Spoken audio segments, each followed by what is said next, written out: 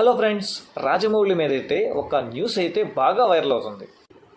Telugu cinema స్థాయిని ప్రపంచానికి పరిచయం చేసిన మన డైరెక్టర్ ఇలా చేశాడు అంటే నమ్మబుద్ధి కావట్లేదు. ఇక మనం వివరాల్లోకి వెళ్తే, రాజమౌళి తన ఫ్రెండ్ శ్రీనివాసరావు ఇద్దరూ కలిసి అయితే ఒక అమ్మాయిని ప్రేమించారు. అయితే శ్రీనివాసరావు తన ఫ్రెండ్ రాజమౌళి కోసం ప్రేమించిన ఆ అమ్మాయిని త్యాగం చేశాడంట.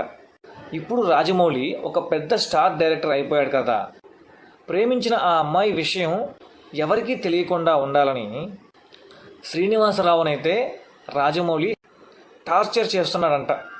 ఆ టార్చర్ తట్టుకోలేక తన ఫ్రెండ్ శ్రీనివాసరావు అయితే ఆత్మహత్య కూడా చేసుకుంటున్నాను అని అయితే తన సెల్ఫీ వీడియోలో అయితే చెప్పడం జరిగింది.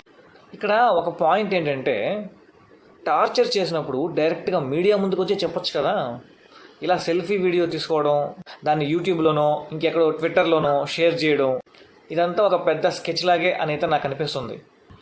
బ్లాక్ బస్టర్ మూవీస్ తీసే రాజమౌళి ఇలా కూడా చేసుంటాడా అని అయితే మనకు అనిపిస్తుంది. దీనిపైన మీ స్పందన ఏంటో కామెంట్ రూపంలో తెలియజేయండి.